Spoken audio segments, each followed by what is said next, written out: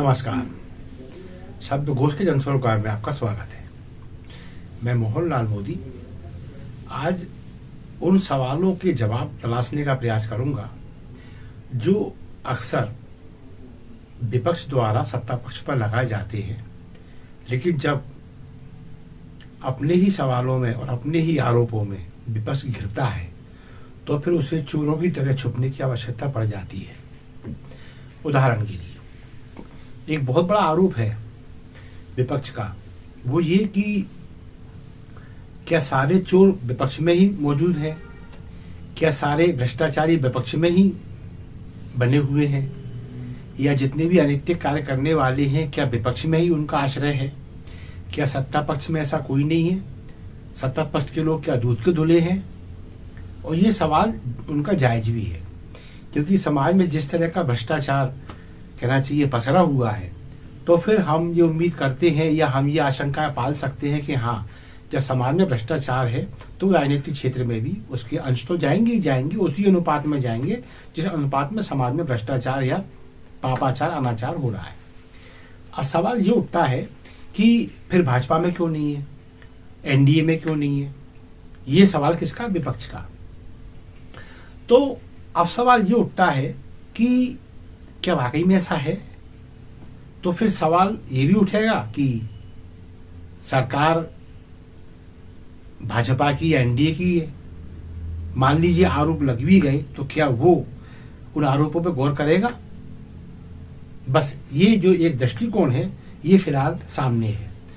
सामने इस प्रकार है कि दिल्ली के मुख्यमंत्री केजरीवाल के दरवाजे पर क्राइम ब्रांच डेरा डाले हुए है, और डेरा डाले हुए है वो एक नोटिस के साथ। नोटिस ये है कि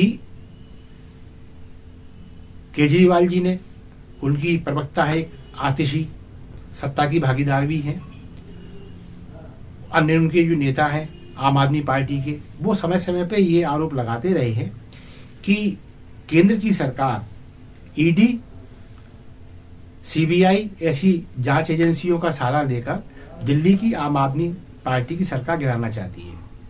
केजरीवाल ने भी कहा है कि हाँ, ये बात सही है, वो लोग एक षड्यंत्र के तहत मेरी गिरफ्तारी करना चाहते हैं और फिर मेरी सरकार गिराकर उस पर बारात काबिज होना चाहते हैं। उन्होंने ये भी कहा कि इसके लिए आम आदमी पार्टी के 6-7 विधायकों से संपर्क भी किया गया है और उन्हें 25-25 करोड़ रुपए का लालच भी दिया गया है।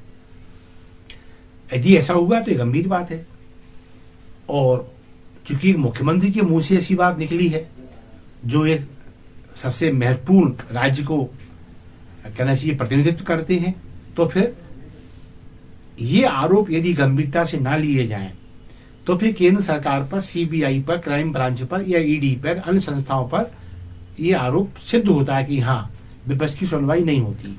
लेकिन अच्छी बात यह है कि क्राइम ब्रांच ने इस चीज को सुना और उन्होंने इस और कार्रवाई करने का मन बनाया है कि आम आदमी पार्टी के आरोप कितने सच्चे हैं, कितने झूठे हैं। यदि सच्चे हैं तो उन पर कार्रवाई होना चाहिए। तो अब जो क्राइम ब्रांच है, क्राइम ब्रांच की टीम केजरीवाल जी से मिलना चाहती है। दिल्ली के मुख्यमंत्री अरविंद केजरीवाल से क्राइम ब्रांच मिलना चाहती है। उसके जो वरिष्ठ अधिकारी हैं वो सीएम केजरीवाल के घर के बाहर नोटिस लिए खड़े हुए हैं और उनके स्टाफ से कह रहे हैं कि आप व्यवस्था कराइए, कि आपके मुख्यमंत्री महोदय तक सूचना पहुंचाइए कि हम आए हैं और हम उन्हें नोटिस भी देना चाहते हैं, उनसे बात करना भी चाहते हैं। बात जाहिर है, सवाल जवाब होंगे कि आपने जो आरोप लगाए हैं उनकी यदि आपके पास साक्ष्य हैं तो वो मुहैया कराएं, ताकि इसमें विधिवत एफआईआर दर्ज करके कार्रवाई आगे हो सके। लेकिन मुख्यमंत्री, अभी जब मैं समाचार इसको डेवलप कर रहा हूं तब तक केजरीवाल जी इस टीम से नहीं मिल रहे हैं। ये बड़ा एक विडंबना है कि आपके पास ईडी आए तो आप कहते हैं वो सरकार के सहारे पे काम कर रही, इसलिए मैं उसको फेस नहीं करूंगा।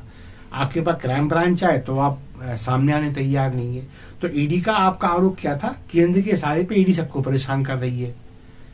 लेकिन यहां तो शुरुआत आपने ही की थी कि आपने एक प्रकार से भाजपा को अपने भ्रष्ट कहा, कदाचरण करने वाली पार्टी कहा, और आपने ये कहा कि हमारे विधायकों को तोड़ने की षड्यंत्र हो रहे हैं और 25-25 करोड़ का उनको ऑफर है।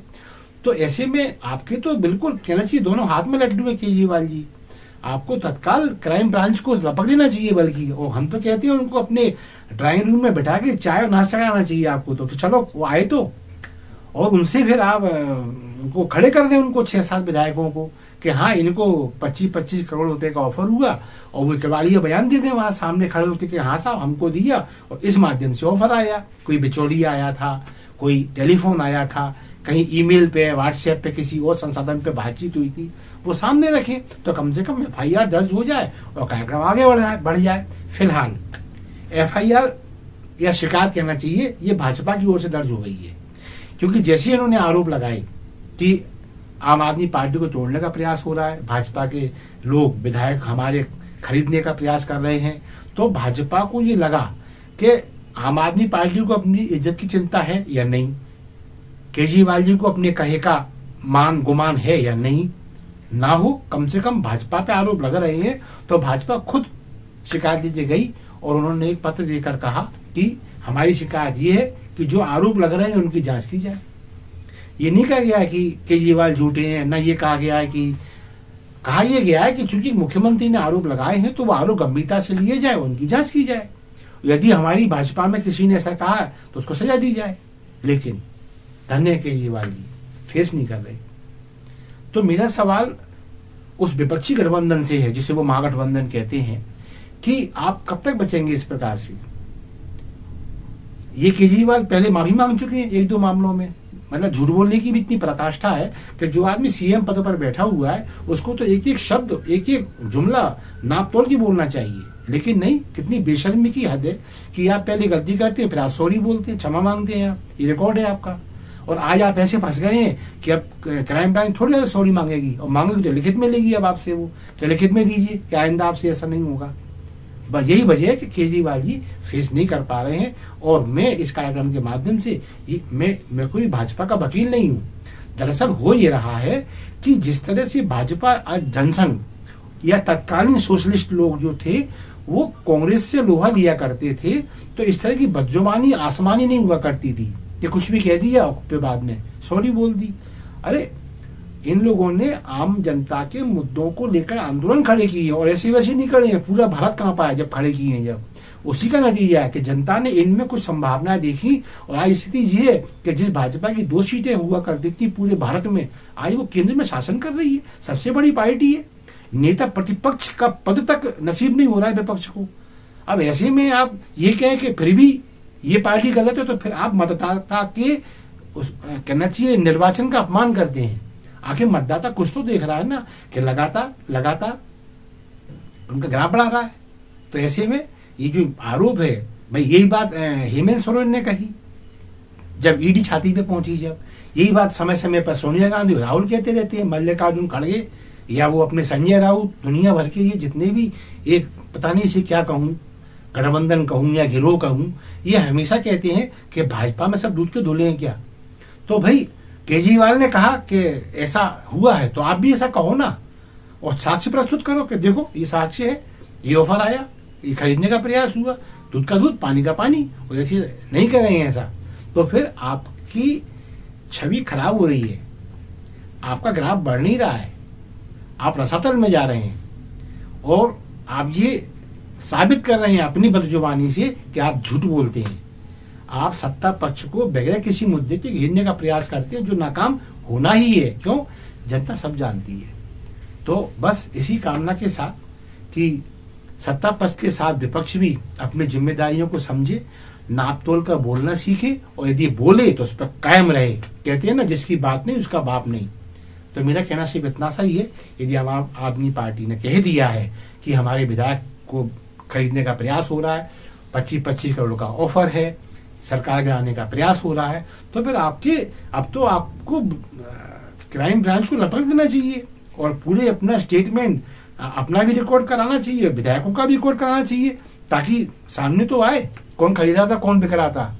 तो बस इसी कामना के साथ मैं मोहनलाल मोदी आज इस कार्यक्रम को विराम दूंगा और आगे फिर किसी मुद्दे के साथ सामने आऊंगा। तब तक आपसे फिर एक बार ये अपील करूंगा कि हमारे कंटेंट यदि आपको लगता है तार्किक है, जनहित में है, जन सरोकार को लेके चलते हैं, तो आप प्लीज इन्हें लाइक करें, इन्हें सब्सक्राइब करें। शब्दघोष आपका अपना चैनल है, इसे सब्सक्राइब करना ना भूलें और कंटेंट को शेयर करना ना भूलें। धन्यवाद। जय हिंद, जय भारत।